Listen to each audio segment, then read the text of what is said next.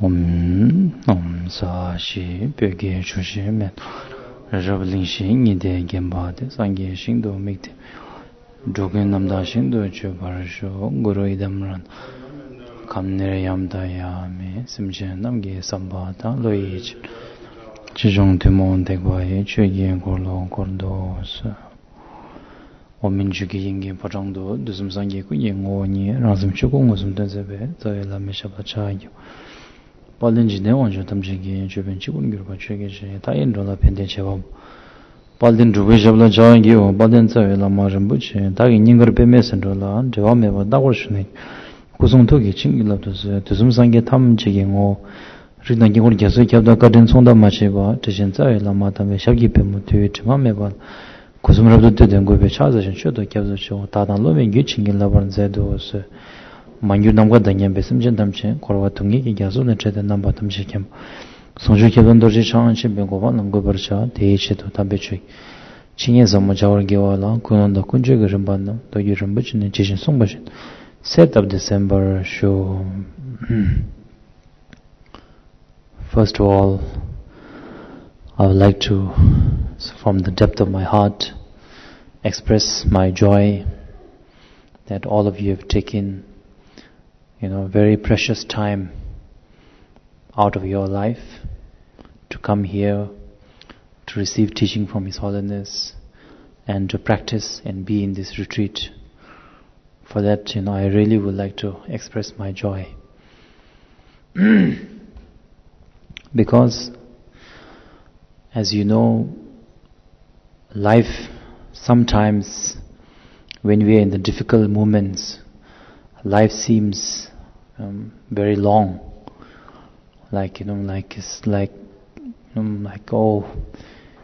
day sometimes when you are going through a difficult time, days can also seem very long, life can seem long, but actually in the truth, life goes by very, very quickly. Every second, life doesn't stop. So that is why days turns into months, months into the year, and then it is important for all of us to reflect, very honestly with ourselves, what meaning does my life have? Especially as a Buddhist.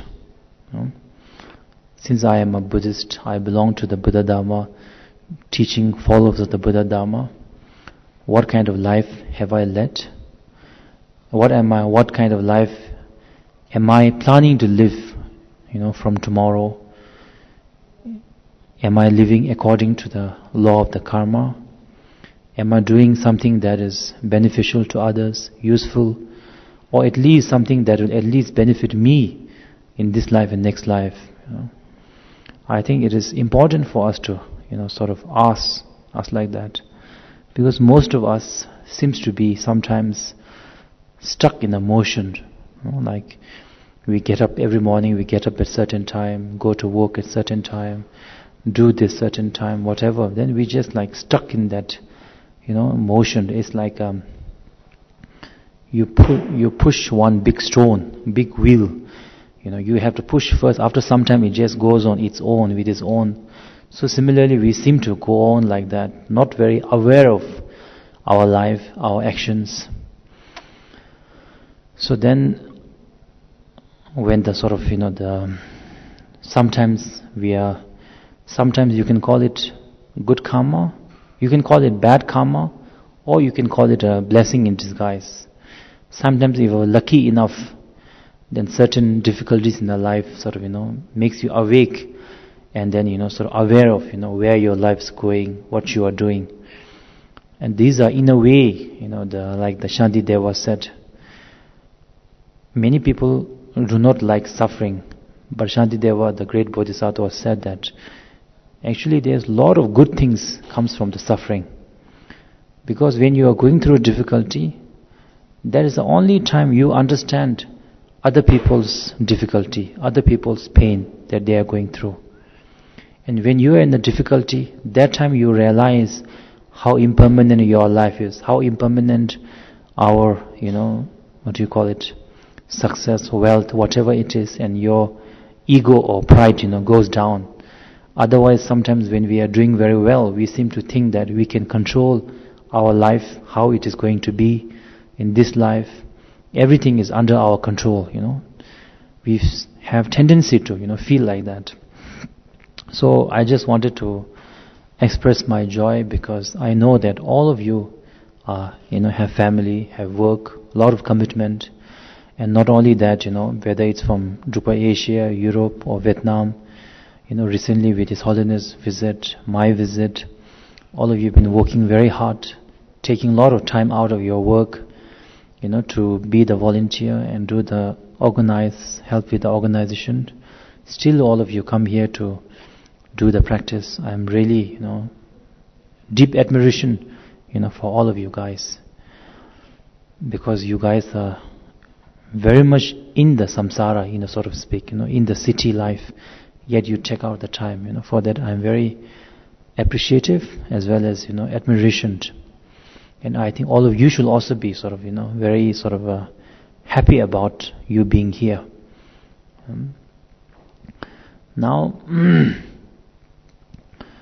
about since we are doing a retreat, retreat is actually a very English word. Retreat means to sort of, to go back, retreat from the problem or retreat from the war. The actual word in the Tibetan and the Bhutanese is called tsam, Tsam means boundary. So you create a boundary between yourself and your own afflictive emotions and things which will cause you to, these afflictive emotions to rise up in your mind. For example, during the retreat, it is usually recommended that you have to stay within certain boundaries, because if you go out of these boundaries, then you are in an environment, maybe you go to the town, there's environment which creates desire in you, there's environment which creates anger in you, maybe there are people who make you angry, maybe there are people who make you happy, whatever, different people, different places can evoke different afflictive emotions in us. So instead of, afflictive emotions, so you make a boundary saying, okay, in my life I have 365 days. 365 days, what do I do that is really beneficial or meaningful? So at least from these 7 days I have dedicated purely for the Dharma. So now I make a boundary. For 7 days, I will try my best to create a boundary between the negative body actions, speech actions, and mind actions. Boundary between that and myself. So every time from now on until, even if we cannot do for life, at least for the 7 day, I am from my mind. I am doing a boundary. Boundary is for the 7 day. Whatever I do it egolessly. I do it for the sake of all sentient being. That creates a mind boundary. If there is no boundary, then you will cross. For example, if I ask you, how many times did you get angry yesterday? How many times did you get desire? Most of us, we will not know because there is no boundary. We are not even aware. Maybe we are like fully into into. So the mind boundary, creates. Okay, for the 7 day I have to be. So then even if you cross the boundary, at least you are aware of you crossing the boundary. So the mind boundary is, mind boundary, the samsaric way of thinking is, I want to be happy. It's for my happiness I do. For my stress I want to practice Dharma. For my whatever, my fulfillment. That is the purely sort of, the samsaric way of thinking. The spiritual way is that the entire afflictive emotions arises because of the I. I or the ego doesn't exist. So that is why from now on for 7 days, any practice that I do, any chanting, I do it for the sake of all sentient beings. That creates a mind boundary. Then the speech boundary is that I create a boundary in my mind so that whatever I say to others, if possible, I do not say much. Even if I have to speak, I am aware of my speech. Am I saying something that is harmful to others? Am I saying something that will make them angry, make them jealous, evoke negative afflictions in others' mind or not? To be aware of that.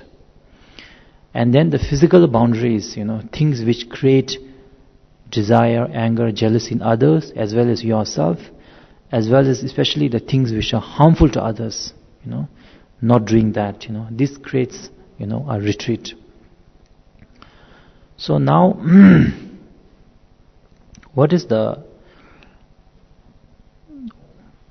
why we need to create this boundary? Now we go back to what does it, mean to be a Buddhist. His Holiness already saw, very deeply about the, the nature of the mind.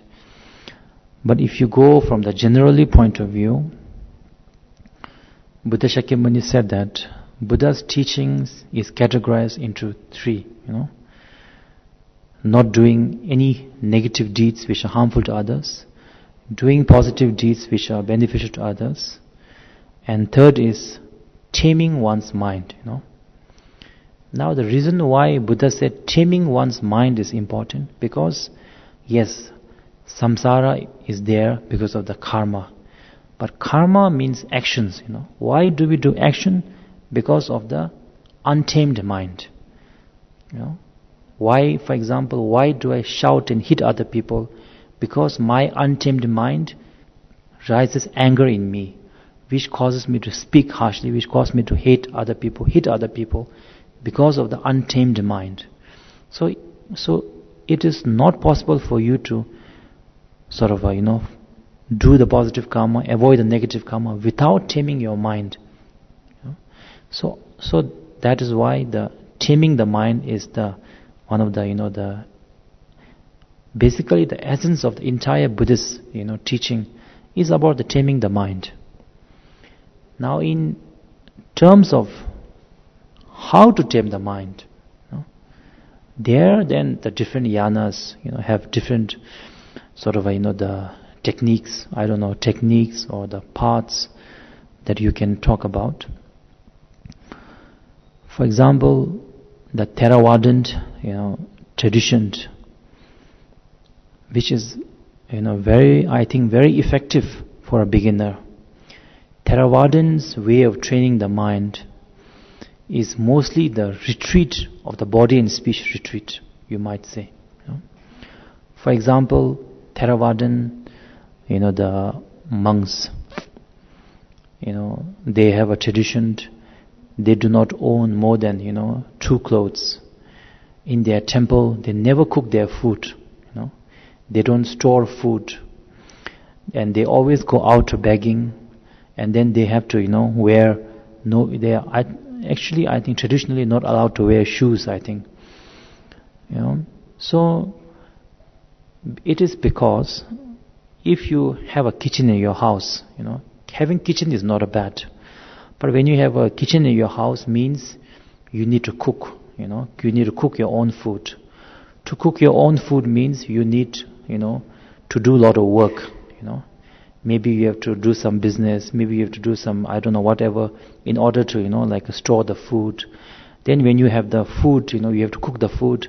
If it's a very tasty, maybe you feel attached to it. If the food is not very tasty, then you feel quite anger towards the cook or whatever. Then you feel you need to improve. So in a way, it sort of, and then sort of it consumes a lot of time, as well as it sort of, in a very small way, it feeds anger, it feeds jealousy, it feeds desire. And then when you are walking very sort of, barefootedly, and then you have to go out to the back, it is very, very difficult for you to be proud, How can you be proud while, begging with the food for others, yet at the same time acting very proud and big shot, You can't, it's impossible, So, and then also, most of them observe the vows of the silence, So when vows of the silence, and then when other people say negativity to you, you are not allowed to return abuse for abuse. If somebody hits you, you are not allowed to hit back, So what happens is that emphasize so much, but in the Theravadan vows, for example, the Bhikshu and Bhikshuni vows, the Theravadan or Pratimoksha vows, there is no vows, for example, like if you get angry, then your Bhikshu vow is gone, If you get jealous, then your Bhikshuni vow is gone. If you are selfish, then it is not like that, Because there the most is concentrated mostly through creating the boundary in the body and speech.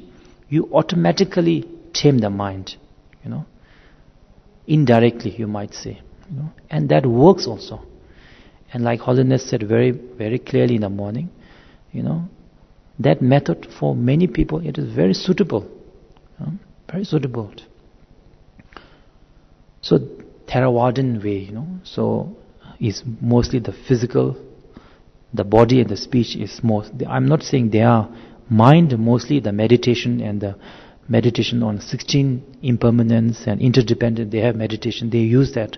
But the mind vow as such, there is no, as far as I understand. Now in the Mahayana, sort of the way, emphasis is there on the body. Yes, body should also be, you should be follow the vows and all that. Speech also should be beneficial to others. But emphasis is placed more on the heart, on the mind. The mind should be full of unconditional love for all the mother sentient beings. Mind should be 100% selfless, even everything you do.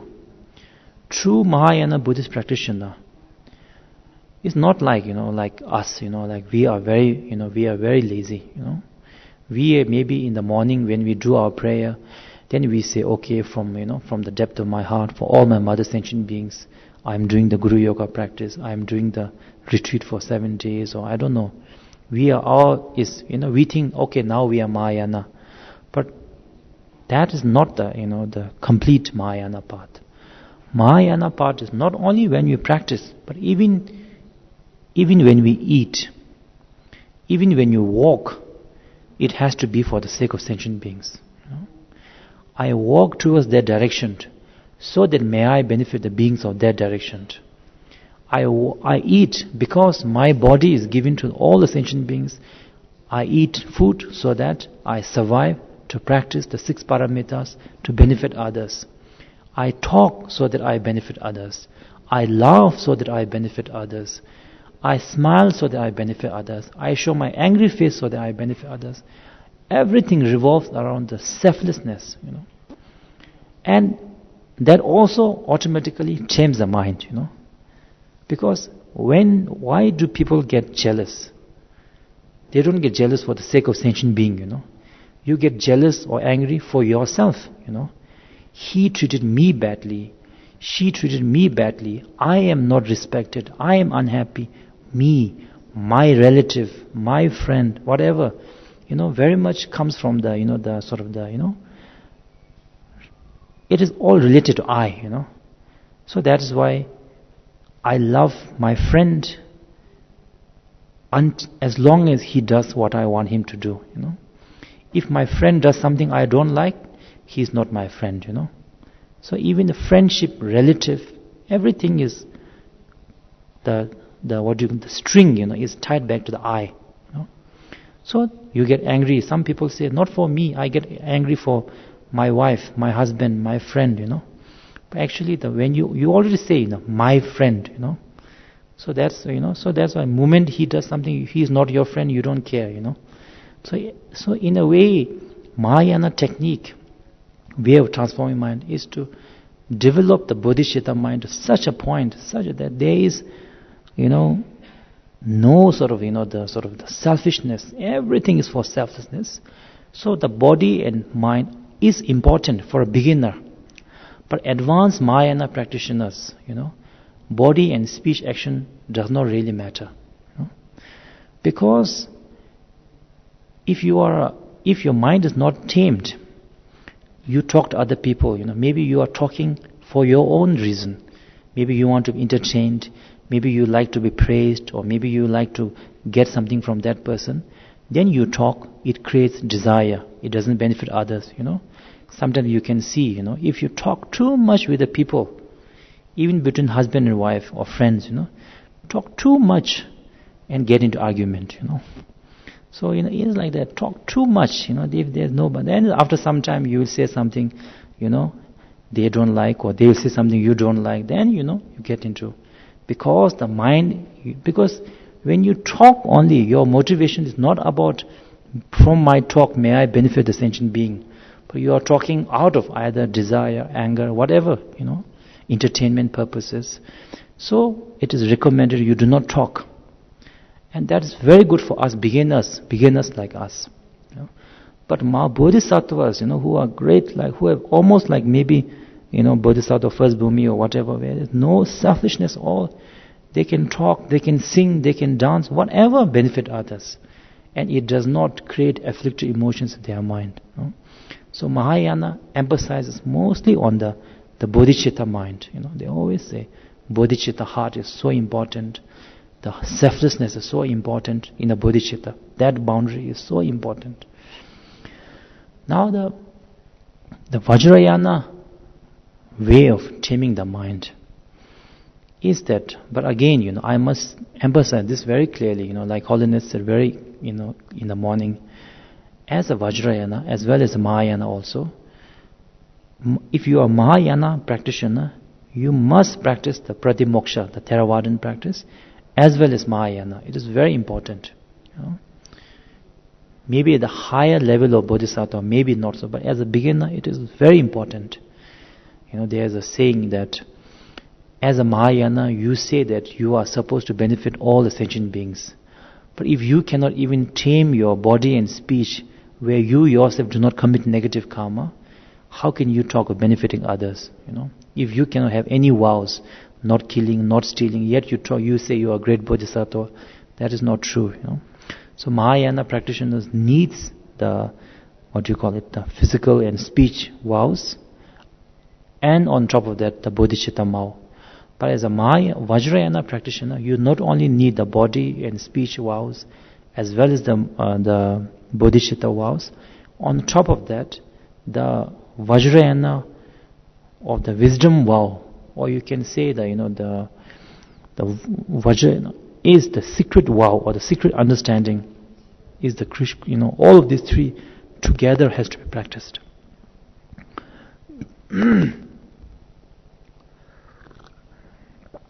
So now, what is the Vajrayana the technique? Because Holiness said very clearly in the morning, we all get confused, sometimes. If you directly read without understanding any part of Vajrayana, if you directly read Vajrayana, maybe tonight you'll be reading the Mahakala text, you will get a big shock, because in the Maha it says that the wrathful Buddha eating the blood and the meat of all the enemies, you'll get like a shock, How can, forget about the Vajrayana, or how can even a Buddhist can, do this kind of practice, you will feel like that, you will feel like that. How can I? Is Mahakala is what, is like a very angry Buddha, eating meat and, there's some animal, you will feel like, oh, Mahakala is doing a lot of bad karma, you will feel like that if you directly if you go that. But the Vajrayana technique is, little different. Vajrayana, technique is, there are two techniques. One is called the visualization path, another one is called the dissolution path. The visualization part, where you visualize yourself, as a Buddha, where you visualize all the, you are advised to visualize the entire universe as the Pure Land, yourself as a Buddha, all the, your fellow practitioners as a Bodhisattva. You are taught to visualize like that. Now, why you are asked to visualize like that is because to teach you, to teach us that whatever we are seeing right now, we are experiencing, is also visualization. The only difference is, now it is samsaric visualization. For example, this is I don't know, let's say very, a luxurious hotel, you can say, maybe at the first, it is, maybe luxurious hotel this is a very famous brand, I don't know, whatever this, nowadays they have a lot of branded clothes, it's actually nothing but a cloth, but the clothes and all this, they make it very nicely, put a very nice brand, and they do a lot of advertising. Everybody believe it, and then it becomes, and this is very expensive. I'll pay $10,000 for this cloth. Maybe the same material, they take out the logo. Maybe you won't pay even $100. But because of the visualization of the marketing was so good that you believe it. Similarly, what is beautiful, what is the happiness, what is ugliness, everything is in a way visualized, visualized by us. Even this temple, depending on the different people, you will find this temple very differently. To some people who have a Buddhist, who they will come here, they'll, this is a very nice temple, very holy temple. They will feel the blessings. Maybe a tourist will come and they will see, very good artistic, very good artists and very good culture. They will take some picture and then they will go back. Depending on their visualization. And then that is why one person can be somebody's husband, somebody's brother, somebody's son, somebody's grandfather, same time, depending on different people's visualization. And then even culture, culture is also the same thing. I was just few days back, I was also talking in Hong Kong also. About 70 or 80 years ago, the British, when they went to Tibet, they were, all the Tibetans, they have never seen a foreigner before, especially with the yellow hair. So they thought that there must be some devil or something, So they wanted to chase away all the foreigners. So they do this puja call, clapping their hand, which means to drive away all the obstacles. So from the Tibetans' perspective, it's like driving away, But all the British people who came, they felt very happy, because they thought people were clapping them to welcome them, So, but if that was Tibetan people who was being, clapped at, he will be so angry, So even our cultural traditions are also in a way very much visualized. And not only we visualize, but for us, the thing is, it is not a visualization, it is something that is so solid, it is like so real, That is why when people, even though success is also relative, you look at somebody more successful than you feel very poor. You look somebody, more sort of less successful than you feel very successful. But because for us the success, the family, the whatever is so real that the pain is also real, desire is also real, fear is also real. So everything is so real. That is why, you have because of the desire, real, fear real, lot of karma is accumulated, the actions. So the Vajrayana, does not talk much about, at that its own level, does not talk much about taming the body or the taming the mind, but to understanding directly the illusory nature of everything you see, everything you hear, everything you feel also, is sort of, like directly introduced to you the nature of what you are seeing. So the Vajrayana says, visualize entire phenomena firstly as the Buddha. But Buddha also, shall it be visualized like a statue, like a flesh? No. Buddha also you should visualize like reflection of water in the moon. Because when the moon is reflected in the water, it exists. Yes, it exists, but does not exist at the same time. It exists because you can see the moon, the shape, everything, but you go and touch it or something, it's not real.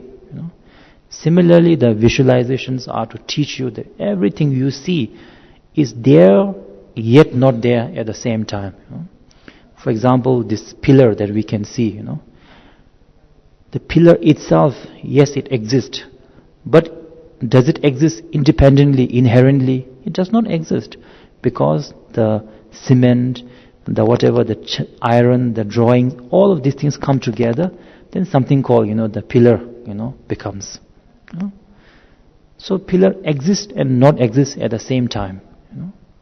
So similarly, even emotions are like that. Happiness also like that. You walk for 2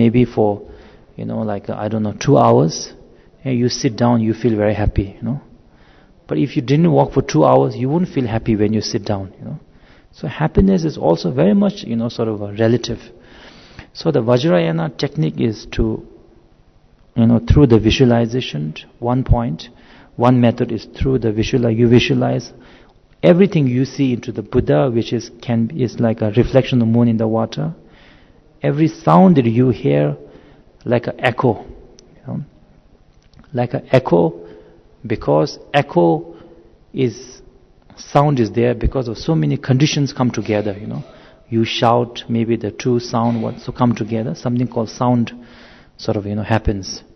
So similarly, it is to teach us that right now, we are very much attached to the sound. If people say you are very nice, very beautiful, very kind, you feel very happy. If people say you are a very bad person, immediately we get upset because we get so attached to the sound. But actually, the sound itself, good and bad, is decided by your way of looking at it. And sound itself is formed out of, so many conditions. The throat, the wind, whatever, all of this coming together is something called formed, And good and bad is judged by you, It doesn't really matter what other people mean. If the parent with a good heart, scolds their children, for a children it will be, it will be very bad, It doesn't matter what is parents' intention does not really matter. It matters how the children perceive it.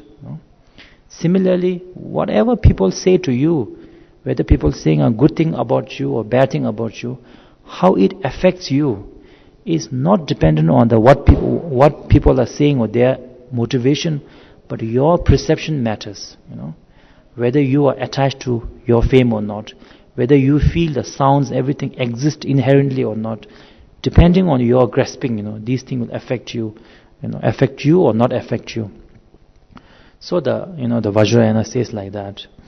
Then the mind, also whatever thought arises, everything is recommended to Vajrayana to live in the natural state, Because from the ultimate point of view, the mind, nature of the mind, nature of all the emotions are,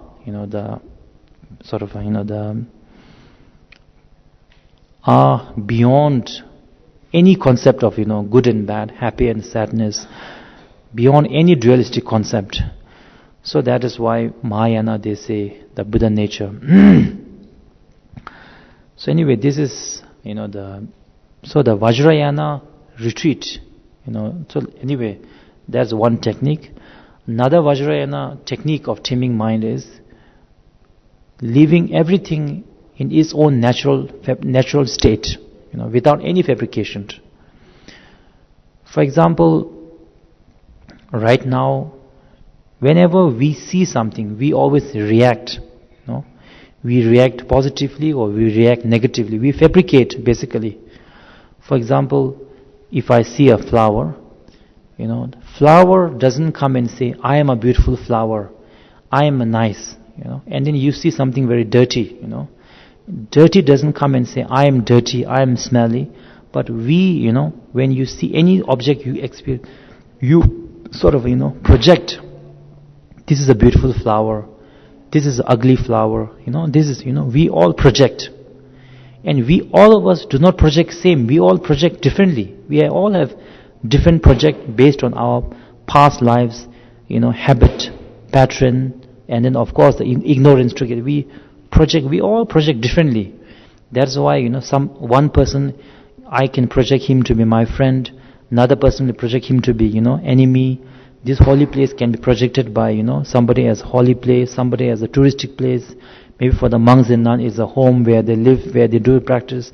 So we all have different projections, and we get attached to our own projections. So we do not really know what is the true state, of all the phenomena, the true unfabricated state.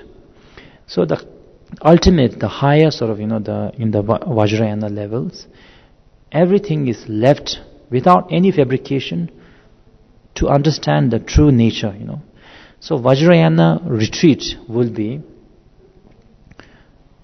fully aware at all times, and whatever is seen, whatever is heard, whatever is, emotions arises, whether it's positive emotion, negative emotion, is left, is in his own nature, without any dualistic thought of good or bad, beauty or ugly, whatever, because everything is projected, For example, there was a small when I was young, I had to read some, comics. So there was one lady, she wanted to keep a pig as her pet. So, she washed and the pigs, they like to live in the mud. So she washed the pig very nicely, put the perfume, and then put the pig in a very luxurious bed, But the pig, doesn't find it luxurious, He always pick the run and he always go back into the mud, For him, living in the mud full of dirt is very luxurious, for him, So pigs projection, pigs concept, our concept of the luxurious, clean and dirty is totally different, But for us, the luxurious, our projection of luxury is so solid, so real. If we get it, we are so happy. If we don't get it, we can't deal with it. Similarly, we have different projections. We have projections of happiness, we have projections of success, we have projections of good and bad, and these projections are very much real. Because they are real, you obviously desire them, you have a fear of not getting it, and that drives us to do different things which are called the karma. Then the samsara happens, and how the sort of entire samsara works. So Vajrayana way of retreat is either at the beginner level recommended to always visualize yourself as a Buddha, entire Pure Land as a pure land, all the beings as Buddhas and Bodhisattva. So it helps you to sort of tame the mind. And at more advanced level, Vajrayana retreat is fully aware, without fabrication at all times. That is the Vajrayana sort of the retreat. So, but anyway, I am just telling you today, just to give an idea of what does retreat or the boundary means. Different yanas. But it is also true that for us beginner, the most, in a way, effective, also not too difficult, is the pratimoksha boundary, is the most easy. So for us, the boundaries of the body and speech is very, very important, for us beginner. Because this year, I've been sharing this with a few other people also, a few other country. This year, many people that I know, has passed away. They died this year. So I was, of course, feeling very sad for them, as well as doing my best to, pray for them. But ultimately, of course, if there's some karmic connections, we can definitely help each other. From their side, also have some devotion, we can help each other. But ultimately, the best help is, if you help yourself, that's the best. So I was sort of asking, myself, as well as sort of commitment to myself, that if tomorrow we are going to die, if tomorrow, let's say, we know we are going to die, what kind of confidence do we have as a practitioner? We have to ask ourselves that. So we can claim to be so many things. We can claim to be, I am a Vajrayana practitioner, I am Vajrayana practitioner, I have no problem, I can face death, whatever. So you have to ask yourself, if you are truly a Vajrayana practitioner, every day, are you practicing with a pure vision where you do not see, like, for example, if you see all the beings as a bodhisattva, how can you get angry?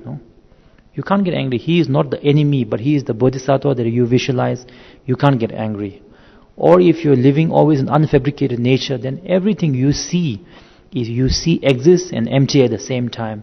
No grasping about it.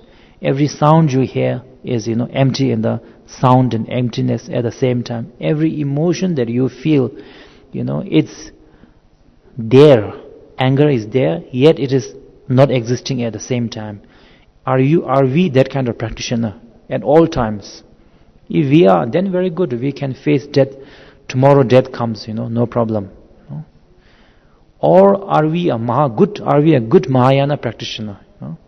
A Mahayana practitioner is from the morning till night, or at least most of the time, whatever that Mahayana practitioner does is with a bodhicitta heart for the sake of all sentient beings, not even smallest bit of selfishness, has to be there. Are we a good Mahayana practitioner or not? We have to ask ourselves in our body, speech, and are we? If we are, also no need to worry. Tomorrow death comes. Today the death comes. Confidently, we can face the death next life, no problem. But if we are on our really regular daily basis, nor are we a good Vajrayana practitioner, nor are we a Mahayana practitioner, then we have to ask ourselves, are we a good Pratimoksha practitioners? Do I keep the 5 precepts or not? Among the 5 precepts, not killing, not stealing, no sexual misconduct, not lying, alcohol. Are we keeping the 5 precepts? Or are we keeping maybe the 3 precepts? Or maybe are we keeping 1 precept, Because the wonderful thing about the precept is, in a way, it's so simple, not killing, not killing is much more easy than saying not getting angry, or like Bodhisattva, 100% selfless, no anger, very difficult. But I will not kill, I will not steal, So at least Pratimoksha practice, something that until you die, on a daily basis, every day you are keeping that vow. So you are a practitioner of the Pratimoksha, at least you are keeping that. And that is one practice you are doing each and every day, because you are keeping that vow, that retreat, that retreat should be there in our life, Otherwise tomorrow we face death, from where will our confidence come from, And then, and definitely we as a Buddhist practitioner, we follow the law of the karma, what kind of place we are going to be, And as a teacher, we are maybe not very qualified teacher myself, but at least as a teacher, if you do not encourage the students to keep at least the basic vows well, we as a teacher also have failed in our duty, So that is why this thought has been really, in my mind, very strongly. So I will really sort of, recommend that, the Pratimoksha vow is so important. That is the boundary, that is the first boundary. And if that boundary is there, it will stop you from, you might get angry, you might get jealous, but it will stop you from coming to the point where you harm others. It creates a boundary, and that is one practice that will be with you day and night.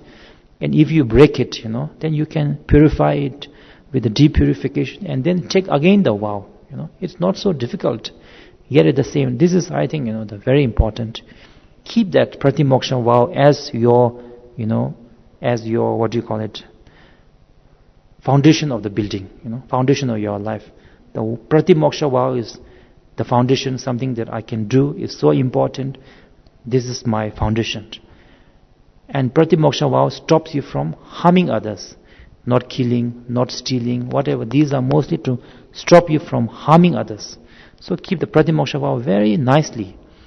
Then, as like Holiness said, outwardly Theravada, keep the Pratimoksha vow well. Then innerly, slowly at the same time, develop the bodhicitta through the compassion, our Kuan Yin practices, through the compassionate meditation, through the bodhicitta. Develop slowly, the bodhicitta, selflessness in our mind. Maybe, for example, every morning we do a short prayer, may all sentient beings be happy, may whatever they free of suffering, whatever I have, my merit. Maybe right now we cannot give everything we have physically, but from the mind, the merit part we give to all the mother sentient beings, whether they are our friends, whether they are our enemy, whether they are good to you, bad to us, doesn't matter. All the mother sentient beings, all want happiness, nobody wants suffering. May all beings be happy. From the depth of our heart, we practice Mahayana right now. From the heart, Maybe right now we cannot go and give our arm and leg, give our kidney, maybe we can't. But in our prayers, in our practices, 10 years, whatever, and maybe for this time, the retreat, we do the Mahayana practice from the heart for the sake of all sentient beings. That way we do the Mahayana practice. And then on top of that, then through the Guru Yoga, in the Guru Yoga, we visualize the Guru as a Vajradhara, you as a, Vajra Yogini, and then slowly dissolve the entire Guru into yourself, and then remain in the present nature, remaining in the present nature, to not thinking about past, future. This is actually to make you aware of the unfabricated nature of all the phenomena, how everything are if you do not fabricate it. How your mind is also if you do not fabricate it. In a way, Mahayana, they call it Buddha nature. Vajrayana says you are already Buddha if you are recognized. Everything is already perfect if you do not fabricate it. We fabricate it, this is dirty, this is not dirty, this is beautiful, this is ugly. You fabricate it, then they also become, samsara and nirvana. You remain in the natural state, you recognize the entire natural state of phenomena. That itself, samsara itself is nirvana. Nirvana is not something up there, samsara down there. When you recognize your mind, your entire phenomena, all of these things are nirvana. When you don't recognize, you dualistically grasp, then this becomes samsara. So that is why one thing we can sort of think about it. Many people, we like to go into the the Amitabha Pure Land, especially in China and Vietnam. But yes, definitely, if you go to Amitabha Pure Land, then Buddha will give you teaching and you'll get enlightened. But when you are in the Amitabha Pure Land, if you have a dualistic concept, you are also in samsara. Even if you are in Amitabha Pure Land, you are still in samsara. And you can be in here, but if you have realized the nature of thing, you can be in nirvana. So the Vajrayana has to be, this is, I think, what Holiness meant, in the morning, that as a Tibetan Buddhist or Bhutanese Buddhist practitioner, we have to practice the 3 yana, So keep the Pratimoksha vow, develop the bodhicitta, and slowly through the Guru Yoga practices, try to understand, realize the nature of your mind, recognize the inner Guru, inner Guru, the secret Guru. I think that is the, So this is just to give you a, the brief, sort of a idea. So on today's talk, do you all have the 37 Practices of Bodhisattva? Do you have the book?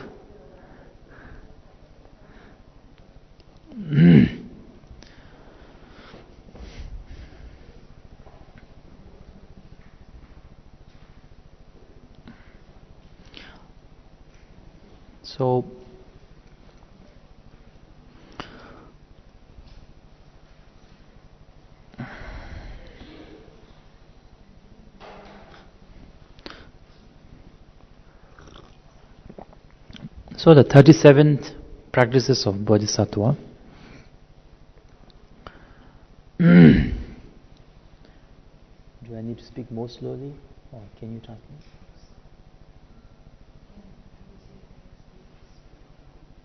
Slowly. Short.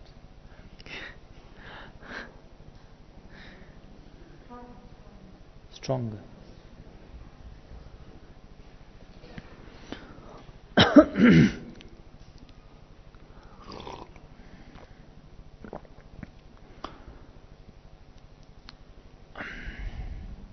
But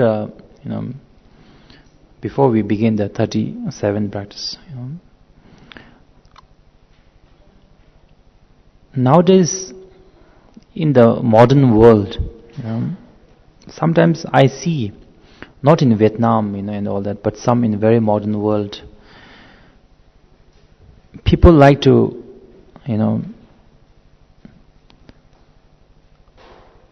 think of Buddhism, Buddhist teachings as something as a tool to use it for, they are very stressful, they are very stressful, and then they want to practice meditation to make them less stressful, less calm, and that's okay. It will work that way also. Definitely it will work, that it will help them. But that alone is not good enough to be a Buddhist practitioner. Because the difference is that when you are talking about using meditation to help you, become stress-free, it still talks about I want to be less stressful, It never talks about, whether I exist or not, whether the ego exists or not. That part is never there. It is also, very much to do with the I want to be stress-free, I want to be calm, I want my blood pressure to go down, So it's very much to do with the I. The main practice of Bodhisattva is not a part of life, it is a way of life, Entire way of looking at the thing, looking at the phenomena, looking at the beings, looking into yourself, and then the behavior coming accordingly. But then some people are worried that if I do Buddhist practice, how does it benefit me? Well, in the samsarically speaking, how the Buddhism, the samsara and the Buddha Dharma is. First of all, everything comes from a cause and effect. So when you are accumulating the cause for happiness, which are, the positive merits, the compassion, understanding, tolerance, automatically all the good things definitely comes in your life. And many of the problems that you are having, especially problems between the people, they are not created by compassion. They are not created by understanding. They are not created by patience. They are created by the opposite of all of this. Why do we have problem in the family, in the society? Because of anger, because of jealousy, because of pride, because of lack of patience. Why do we have lack of patience? Why can't we forgive each other, tolerate each other? Firstly, because we have not developed selflessness and the compassion. And why is it so hard to develop selflessness and do that? Because for us it is so real. The success, wealth, whatever is so real that you cannot, forgive others for harming to your, your conceptualized idea of happiness or success. It's so real that you cannot forgive others. You might try to, but still it's so difficult. Because it's so real to you. How can you, for example, in my dream yesterday, you irritated me, you abused me. In the morning, I'll forgive you. It doesn't matter. It's just a dream, But if you abuse me in the real, I'll not forgive you, because how dare you do that, So similarly, what happens is that for us, though things are phenomenal like a dream and, doesn't have any, we have grasped it so real that is why it is so hard for us to forgive each other, to not be angry, because of, not realizing the nature of the things.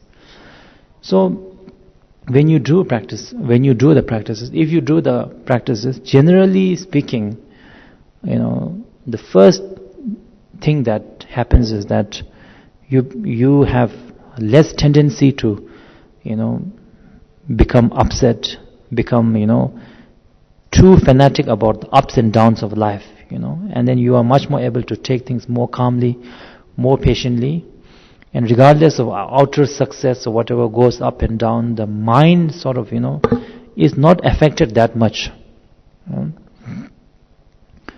Because again, happiness and sadness is very much comes from your mind. So when you understand your mind, external things does not affect that much. And then slowly, as a consequence of positive karma, the positive things also, does happen in this life. So today's teaching is among the three yanas. It belongs to the Mahayana, the Mahayana path. And it is called the 37 Practices of Bodhisattva because they are in the sutras, they are like entire, volumes and volumes of books and the teachings by Buddha about how a bodhisattva should behave if he is thrown in the different situations. Because sometimes, we might be thinking that, yes, the Buddhism is, very nice and all that, but if I'm sure that, Buddha did not face my difficulty, Buddha does not understand my situation. If I'm in this kind of, if Buddha was in this kind of position, how will Buddha behave? How will he react? What will he do? So in a way you can say that this practice as well as that all the Buddhas is about how a bodhisattva should behave in a different situations.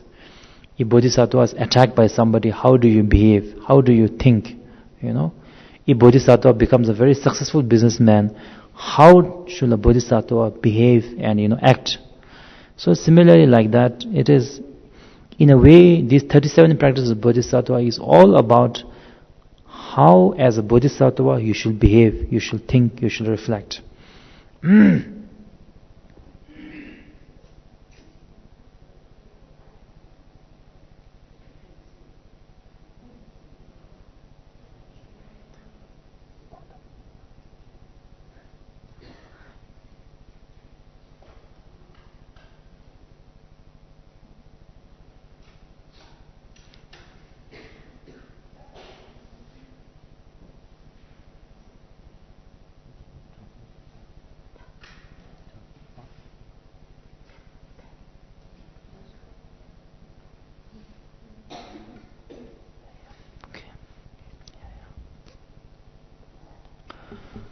So this practice itself,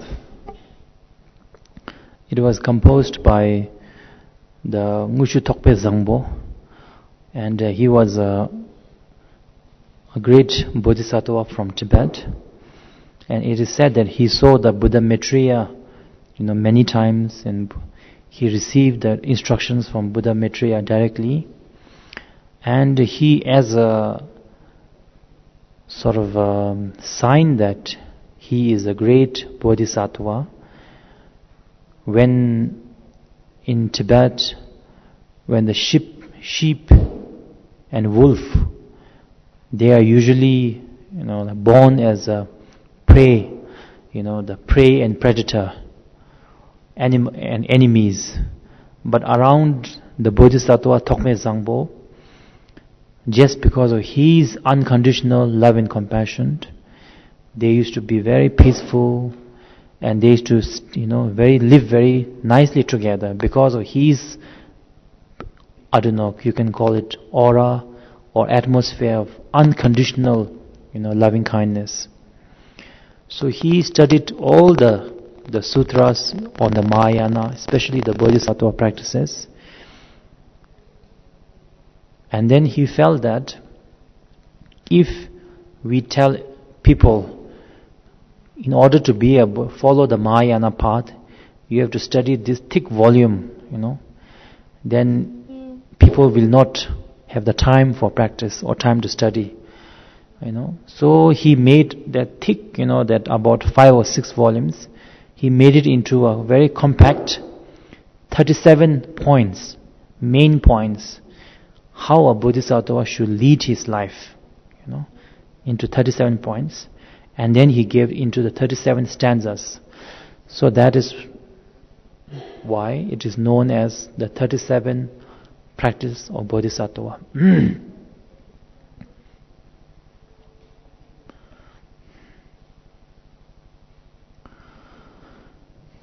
First is that you see that all phenomena neither come nor go, still you strive solely for the benefit of beings.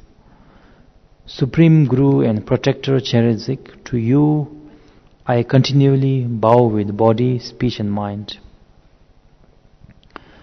So,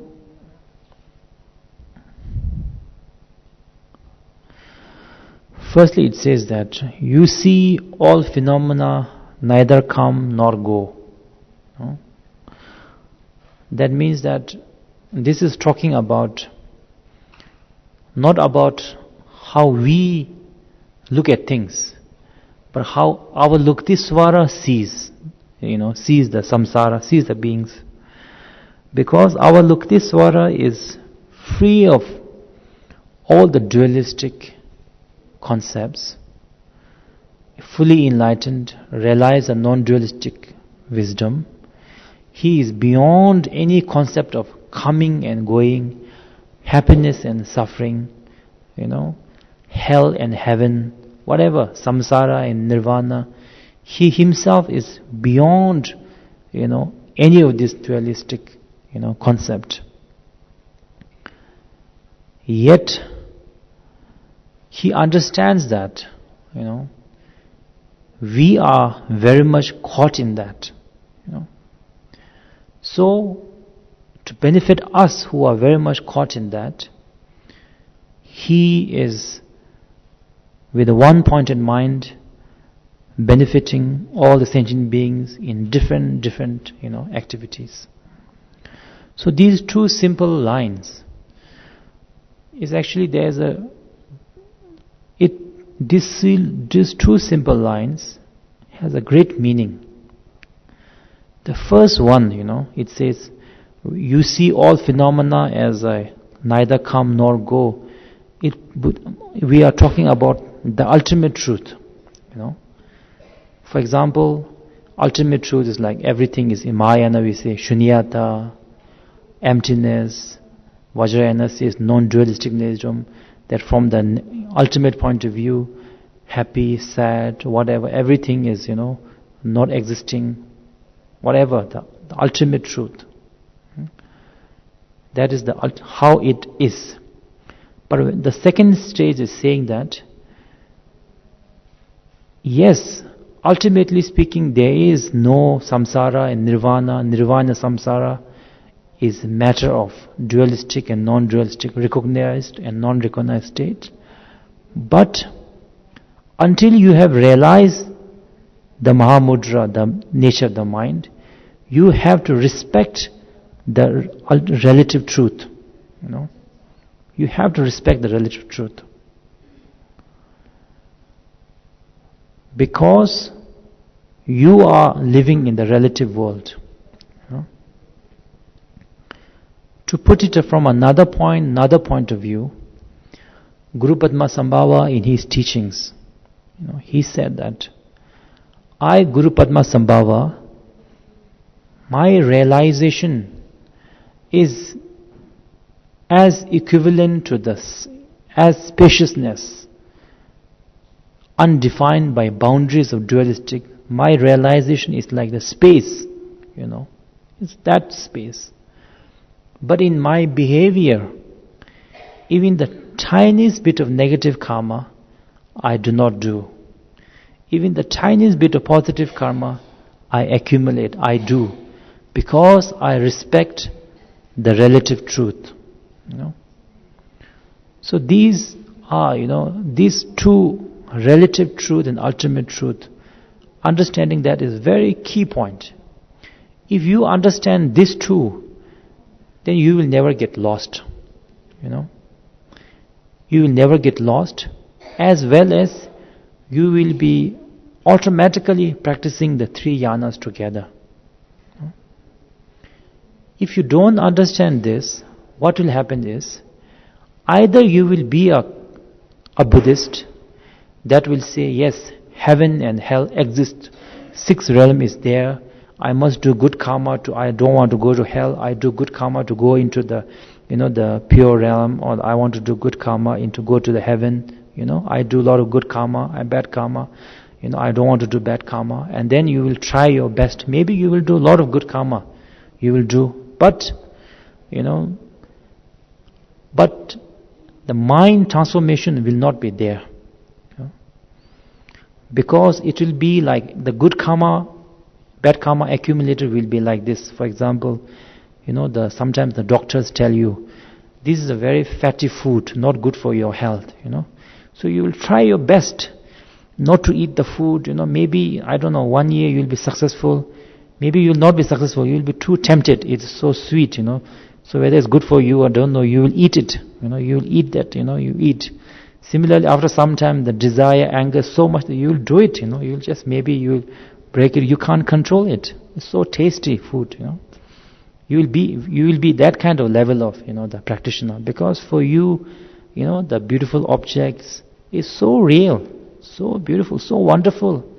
So I want it, but it's bad karma, so I try not to control, I try control very hard. 1 year, 2 year, 1 month, I don't know, you control too hard, maybe very good, a lot of good karma. And maybe in the next life also, very good rebirth and all that. But you will never go out of samsara, and you will never recognize the nature of your mind. You will never recognize the nature of the phenomena, For example, knowing this is beautiful and trying your best not to want it, and realizing that what you are seeing beautiful is perception of your mind, does not exist as it appears to be, and then slowly the desire for what doesn't really exist automatically decreases, and the actions which the desire leads you to do will also automatically decrease by itself. So that is the benefit of understanding and practicing the ultimate truth, if we can do that. But again, the danger is that, but if you are somebody, some people, they read some book on Shunyata, Mahamudra and all, they go very high, Then they, say, everything is empty, everything is nothing. No karma, heaven and earth, it's just just a concept, No, it's not like that.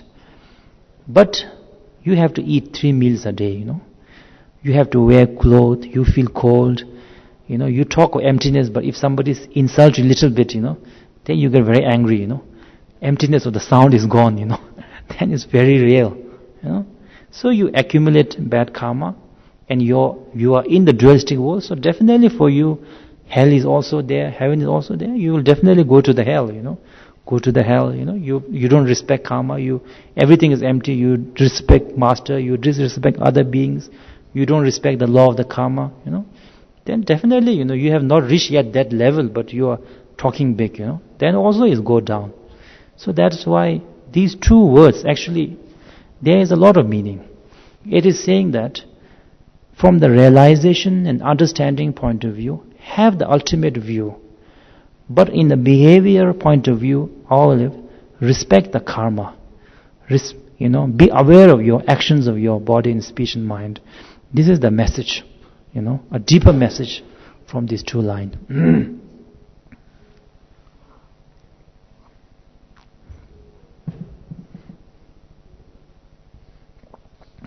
Now the second 2 line. To Guru inseparable from the compassionate or the Avalokiteswara, I prostrate with my body, speech and mind. Now we can pray to,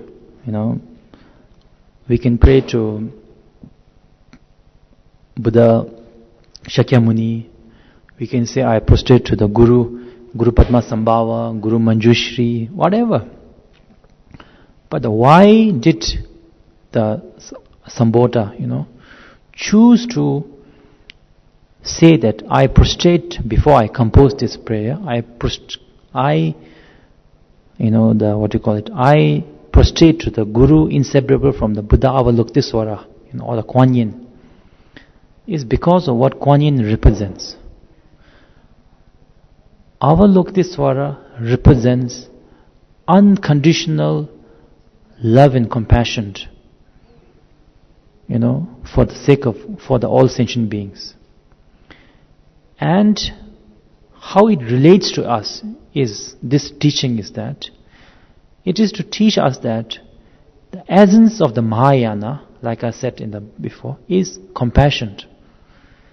Essence of Mahayana is selflessness, the wish to benefit others, the way Buddha Avalokitesvara does. Because Buddha Avalokitesvara, Vajrayana we say he is a Buddha, but the Mahayana sometimes say that he is a Bodhisattva, because it is said that he took a vow that until all the sentient beings are enlightened, he will not become Buddha. This is his vow, sort of. But the Vajrayana and some Mahayana says that whether he wants to become or not, when he has purified all the ignorance, accumulated all the wisdom, he will automatically become Buddha, even if he doesn't want to become Buddha, So he must be a Buddha, Vajrayana says, so he is a Buddha. So anyway, whatever he is, but Avalokitesvara represents the compassion. The compassion or the wish to liberate all sentient beings, into the awareness, into the enlightenment. So it is saying that as a Mahayana, how do you enter into the Mahayana? Because out of unconditional compassion, you, for the wish to benefit all sentient beings, you take the bodhicitta vow. That's how you enter the Mahayana path. After you are Mahayana path, after you took the bodhicitta vow, what drives you? What drives you to do practice? What drives you to, what drives you to do 6 paramitas? For example, you are supposed to be generous. Why should you be generous? You should be generous because all the beings who are around you, they are wanting happiness, not wanting suffering the way you want. Or you can say they are all the mother sentient beings to whom you owe a lot of debt and gratitude. So you wish to benefit them. Out of that drives you to, be generous, be moralistic, be practice, whatever. There has to be when you are on the path of the practice, something has to drive you to do the practice. There has to be a drive. Either you have to be driven by the Theravadan point of view, which is that all the happiness and the suffering are nothing but come from the karma. Karma comes from the afflictive emotions. Afflictive emotions are because of ignorance. So I want to practice the Dharma so that I tame my afflictive emotions, so that I am free of the samsara, I am free of the suffering. Or another way you can say happiness and the suffering come from the mind. So I want to practice Dharma because I want to be happy. That should be driving you, to your practice. Because you have to ask yourself, why am I doing this practice? And that has to either drive you, then you are Theravadan, practitioner. Or you have to be driven by seeing the suffering of different beings in different in this world as well as different realms, and then the wish to benefit them, wish to liberate them has to drive you. That is what should be driving the Bodhisattva as well as the Vajrayana also. So that, and then after you become enlightened, why do you want to come down to samsara to benefit? Because of compassion, unconditional compassion. So in order to, it is just to emphasize that compassion is we are calling ourselves Mahayana practitioners, then we have to ask ourselves, how much bodhicitta, how strong is our bodhicitta? Whatever we do, what are we motivated by, self or selflessness?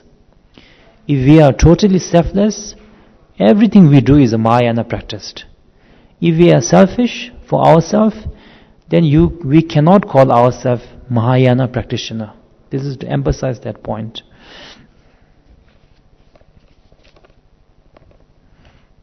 The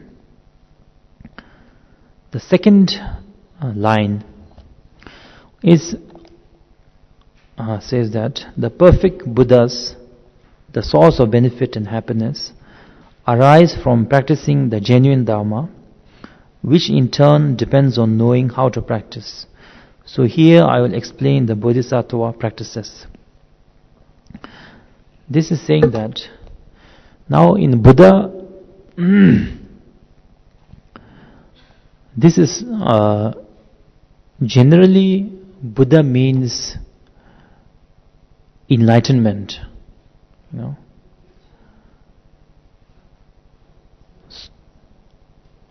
Enlightenment, there's a two.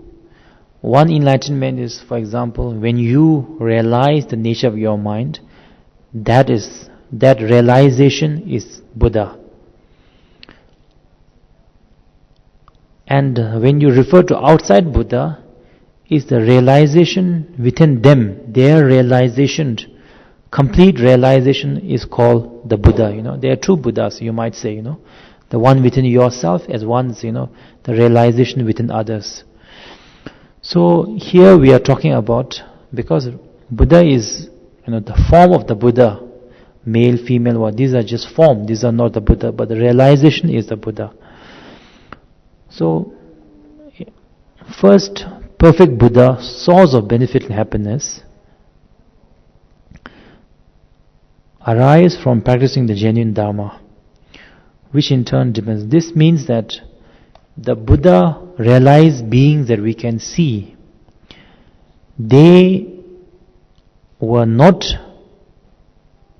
realized and pure from the beginning, you know, they were not realized from the beginning, but from practicing the Dharma, they, you know, became Buddha.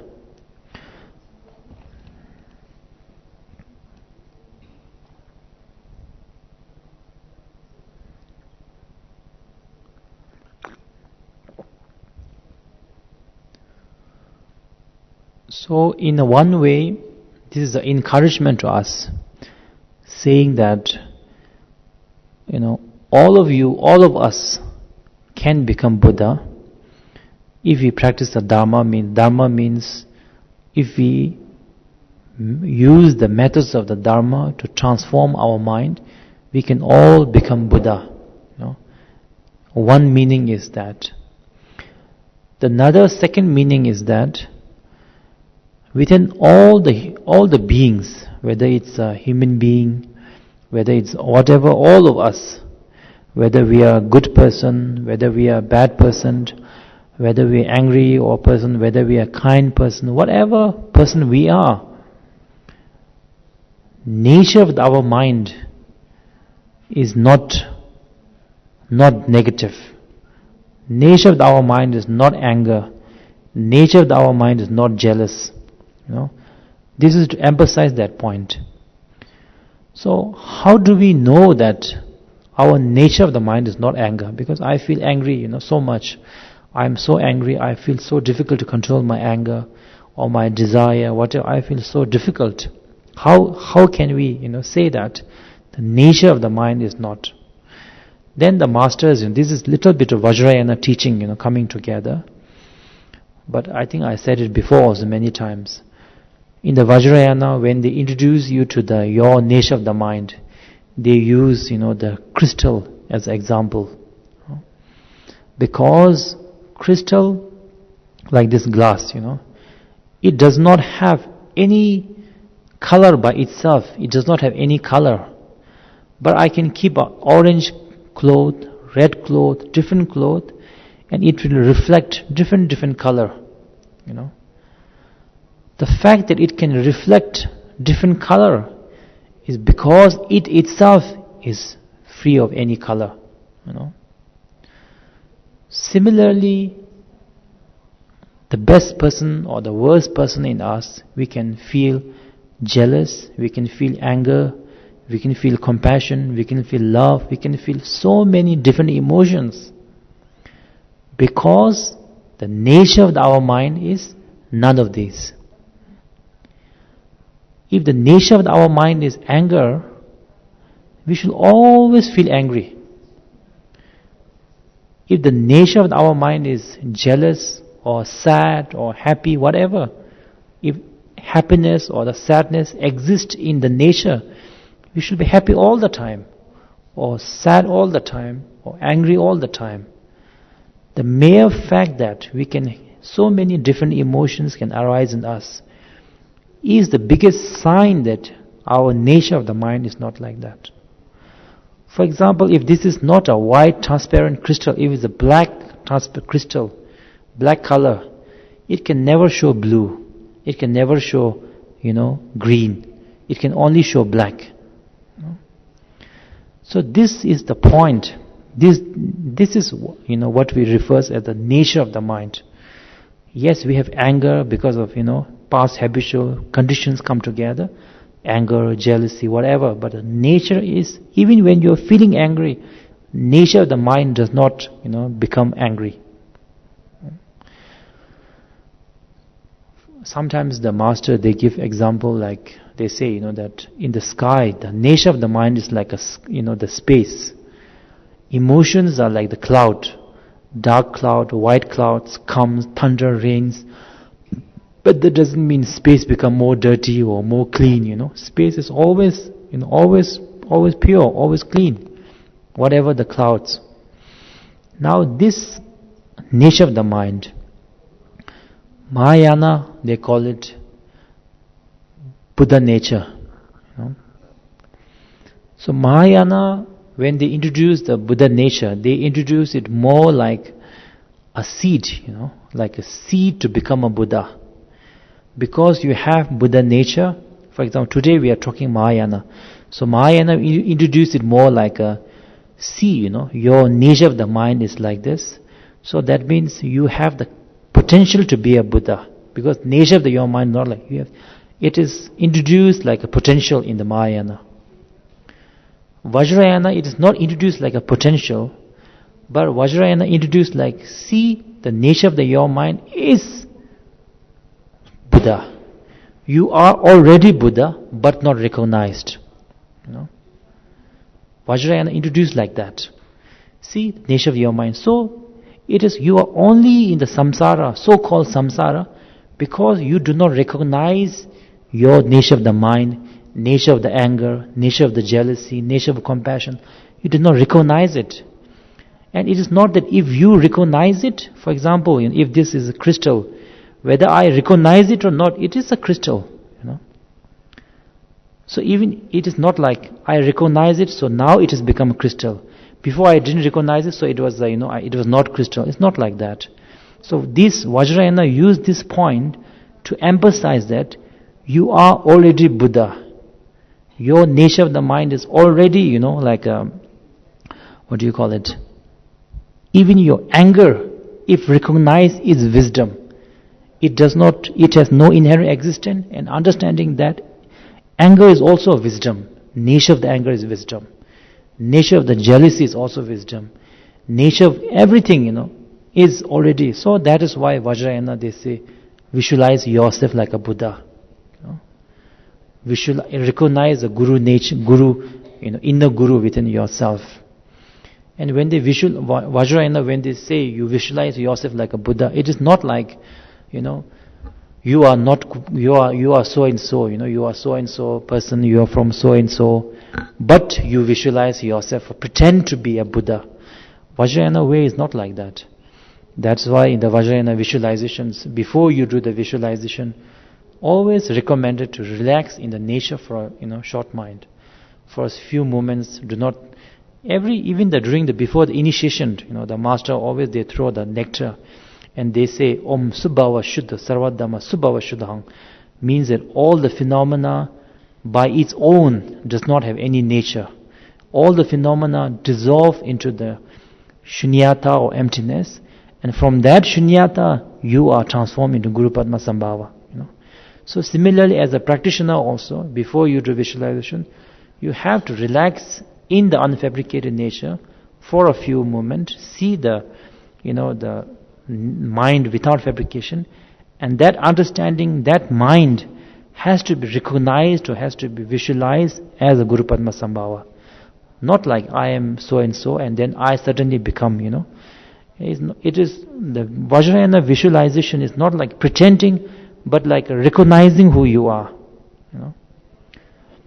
So anyway, so as a Mahayana, Mahayana way, it is just to encourage you that within all of us there is no such a thing as bad person by a bad nature, or a good good nature, but nature of the mind is free of all of this. So you have the capability to become a Buddha.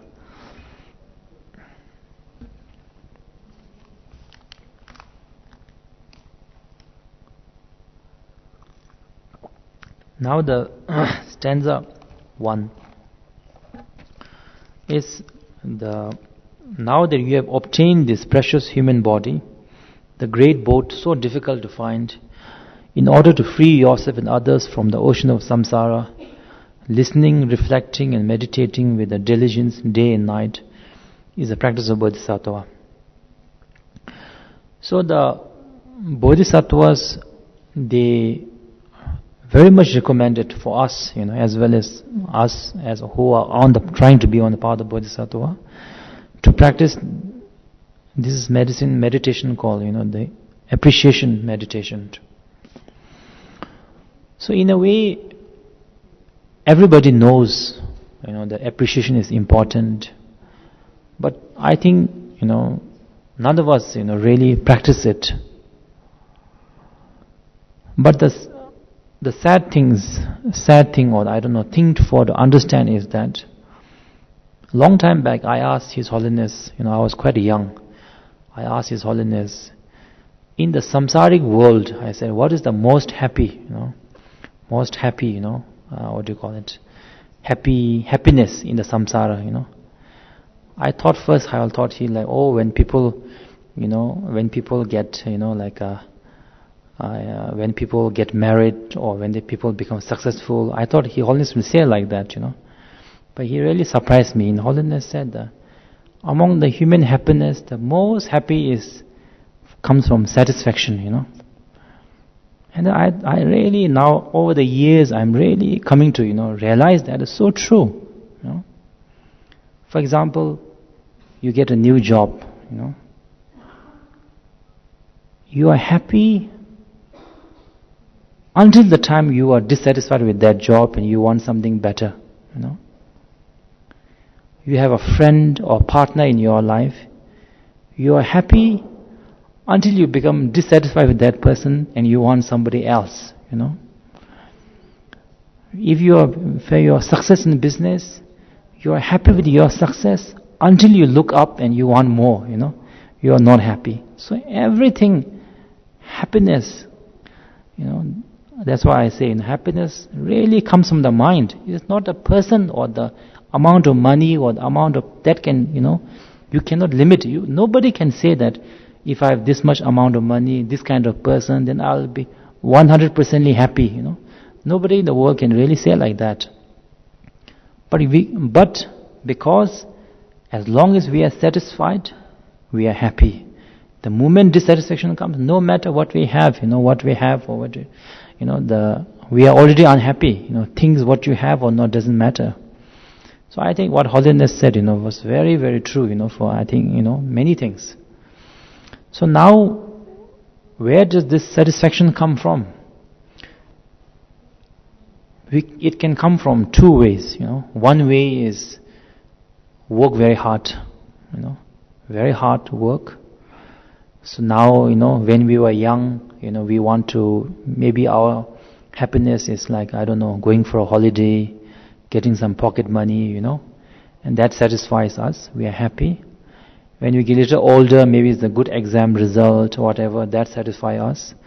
Then maybe after it's maybe a good relationship, good job, that satisfies us. And then we have to work very hard to get good promotion, So either we can get this happiness from following only the external things, So, but external things will take a lot of time. For example, right now you have got a good job, but if you need to be happy, in order for you to be happy, you need to get promotion. That means for your happiness, you'll have to wait another 6-7 years, to get the promotion. You have to work very hard, so you get the promotion. Maybe, Then after some time, then you will want a more big promotion. Then your happiness again after another 5-6 years, And maybe it's time to die. By then, old we are old. So that is one way of pursuing happiness. That's what we usually do. All of us, we are like that. Another way of happiness is developing that satisfaction is through the appreciation meditation. This is not like a knowledge. It's not something like you just know about it. Oh yes, you should do, you should not. This is actually, it is a process of meditation. This process can be divided into 3 categories. First category can be described as appreciating the kind of difficulty situations that you could be but you are not in. For example, you can meditate in this world. How many beings are there who have no food to eat, who have no clothes to wear, who are full of suffering, sickness, pain, war, caught in the war, in the prisons, or in animals, without any say about their life, being killed, butchered by human beings. Forget about their rights, they don't even have a right to exist, right to live, And then as a Buddhist, you can even visualize about the different realms, what difficulties they are going through. That part is called the meditation, appreciating the fact that you are not in these difficult situations. Then the second part of appreciation is about what the wonderful people that you have in your life, wonderful things that are in your life. For example, you can talk about, wonderful family, friends, I don't know, the situation, the world situation. Right now the world exists, there is no danger of, world going to end so soon. So the Mayans, I heard, that December 21st, the world is going to end, So then I don't know. But, right now, at least we have, the world situations. And then the third category is appreciating mostly about, things that are within owned by you, so-called owned by you. For example, like your body, your health, your eyes, For example, right now the fact that we can see is a great happiness.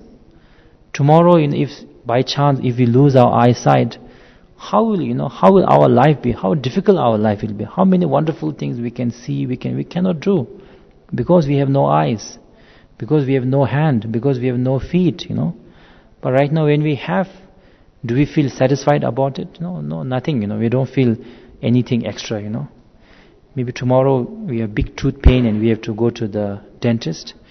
Then he will take it out and you have to pay him big bill, and then you feel very happy, But only after that, Right now we have no teeth pain and not much happiness, So the appreciation meditation, in a way, quite a simple, but in a way, emotionally, it really sort of uplifts you every day if you do the appreciation in the meditation. So for a very traditional Buddhist point of view, we appreciate the suffering of 6 realms, and appreciate that we are, not in this 6 realms. We appreciate our teacher, the fact that Buddha Dharma is here in this world. We appreciate our physical health, good health, eyes, ears, nose, everything. And the fact that I have the capability to practice Buddha Dharma for the sake of all sentient beings, that is, the deeply sort of appreciated. So that appreciation, in a way, very much sort of uplifts you every day. Even if you're feeling very, because both depression and upliftment, it comes from emotion. If you concentrate only on what you do not have, what difficulty you are having, then your feeling will go down, your day will go, everything will be, negative, worse and worse. Even some good things you have in life, you will not. Or if you concentrate more in the positive part, it really uplifts you, and it does, create a sense of satisfaction.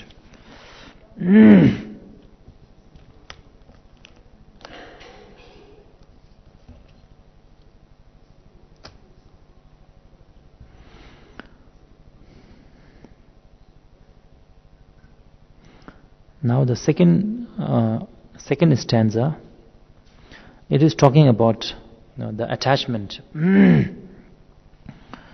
Passion towards friends churns like water.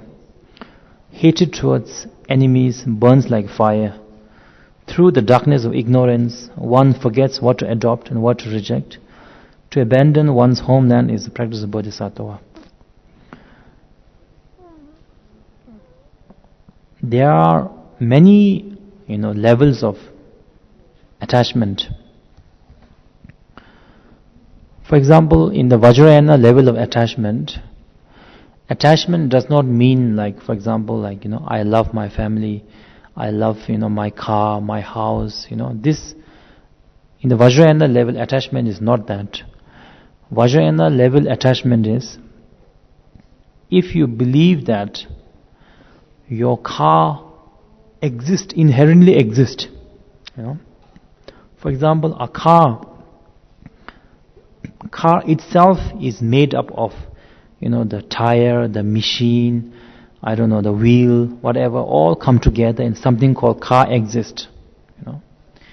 And from your mind part also, it is you who says, this is a car, this is a good car, this is a bad car, whatever, this is my car, it's your, So, when you 100% believe that something called car or house or the fame, happiness exists 100%, exists outsidely, inherently, that is the biggest attachment, is that one, from the Vajrayana point of view. But from the Mahayana and Theravadan here, attachment is mostly referred to when we do not realize that everything in the world is constantly changing, constantly, in constant state of change. For example, even we ourselves, you look in the mirror sometime, maybe you might feel surprised because you thought, I should be a little bit more younger than this, now more gray hair, because in your mind you visualize yourself different way. In each second, your body is going through change. You do not become old, suddenly. Similarly, world economy, the time, the power of powerful people, rich people, famed people, whatever, everything is in constant state of change. Even if you have been friends or a relationship, husband and wife, for 10 years, or I don't know, for your lifetime, even that is going through a change at all times, because relationship is basically emotions.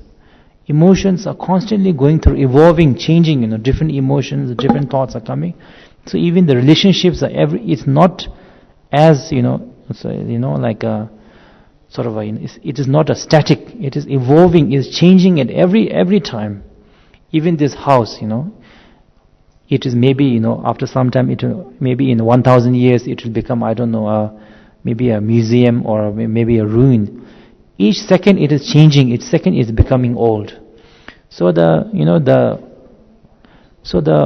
basically, we attach to things because we believe that everything will last forever.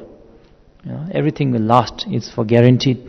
It will last at least my lifetime, my fame, my wealth, whatever, people around me, they will always last. We do not have that understanding of, that impermanence, you might say. So that is why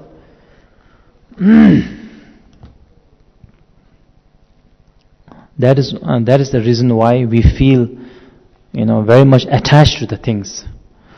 And then because of the attachment, the pain, automatically comes from the attachment, not from the things. During the Buddha's time, there was one rich man's son. He did not want to get married at all, but his family really wanted him to get married, and they pressured him. So he was a very good sculptor, sculptor. So he sculpted a very, very beautiful woman, like almost nobody in the world can be that beautiful. And then he gave it that to his parents and asked, if you can find someone beautiful like that, then I will marry. So his parents spent a fortune going around the entire country looking for a girl like that. And it happened that there is a beautiful girl who looks exactly like that.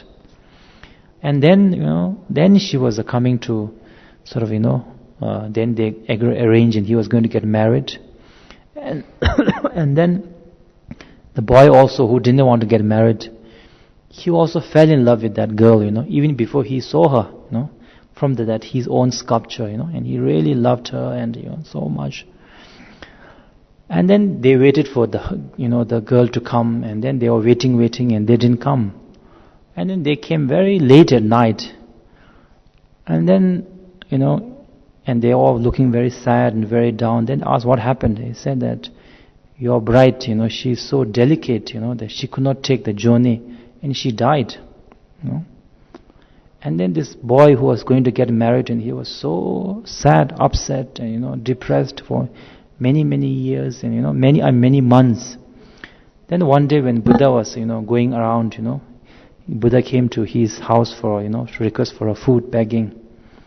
Then Buddha asked her, why are you so sad for so many days and months? He said that, it's because this beautiful girl that I love, she died.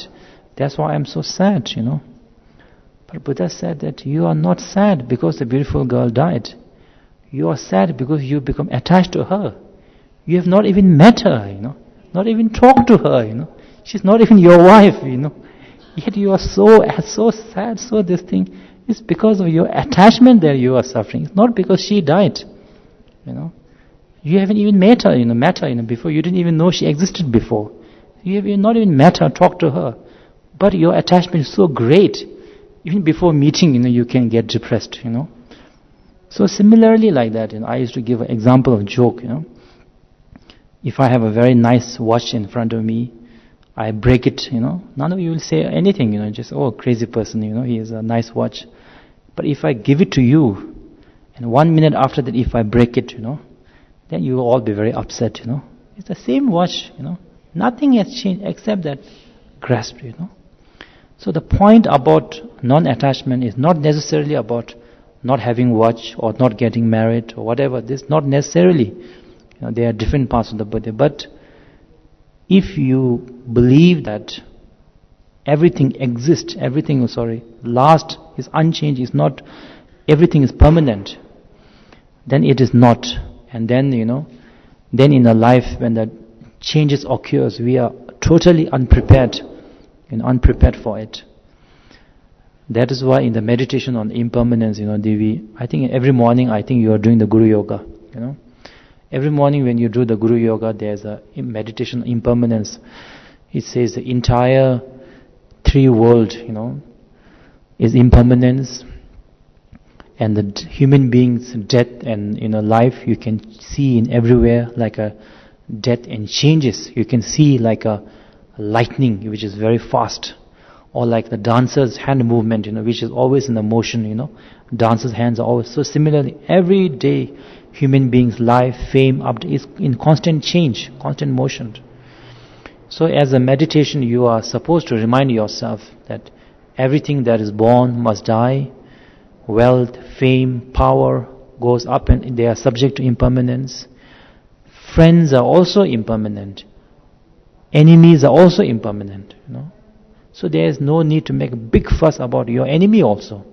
There's no need to hate him to the point where you is that the enemies can also become friend. Not only that, even you yourselves, emotions are also impermanent. Today you are feeling very sad. Tomorrow what you are feeling, what you feel today, it will be a memory tomorrow. Till now how we are maybe 30, 40 years old, whatever we have done in the past, the happy things, exciting things, today is just a memory. Even this morning, Holiness gave teaching, I came yesterday, today is just a memory, So whatever today we are doing is also tomorrow's memory, So whatever difficulty you are going through, definitely, it is also impermanent. Pain is also impermanent. Even your concept is also impermanent. If we reflect over the times, how much our thinking have changed. When we are young, we used to think, no, life should be like this, we must do like this. Then it changes, After some time we change, our concept also with life also changes with the time. So, these two meditations, when I go to other countries, sometimes the non-Buddhist countries, some people, they like to listen to the Buddhist teaching, just to help them, help them with the peace of mind, help them to be happy. So I always tell them that if you don't want to be a real Buddhist, go deeply into Buddhism, if you just want to do happy, then the appreciation meditation and the impermanence meditation, these two are the good enough for you. These two are the perfect for you. Meditate on these two 20 minutes every day, and you will be quite a happy person, 100% happy I cannot say, but at least happy from the mind, I'll say you'll be quite a happy person. Because if you do not appreciate, no matter what you have, what a wonderful family you have, what a wonderful job you have, you will not be happy.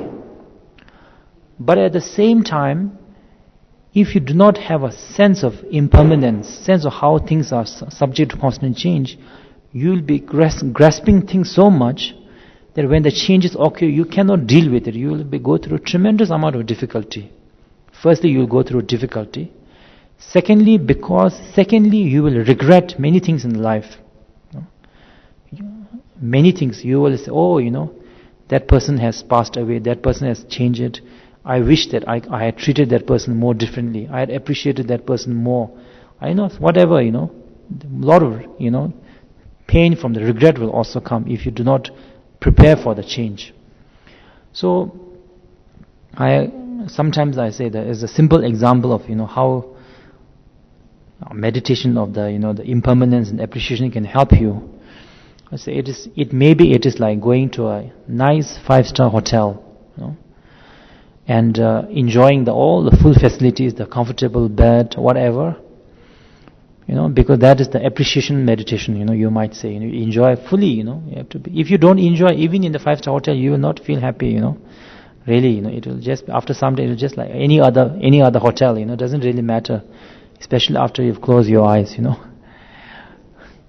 But if you can, enjoy the facility, appreciation meditation part, by the same time, tomorrow you're going to check out, So you won't be worried about, what to paint, the room decoration is good enough or not, So much of worry, the bathroom water is coming or not, You won't worry that much, about it, because you are prepared for checkout tomorrow, In that way, if you can, I'm not saying reality, but mentally speaking, if you can, look at life towards like in that way, definitely, much less, up and down, emotionally speaking, mind will be much more stable.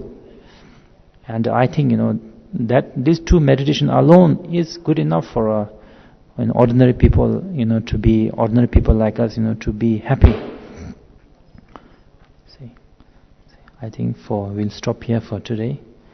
And then on the last day, whatever your questions you have from His Holiness, Guru Yoga practiced, as well as the 37 practice, please keep a note. Then the last day we will give one Q&A session where we can answer, all of your questions.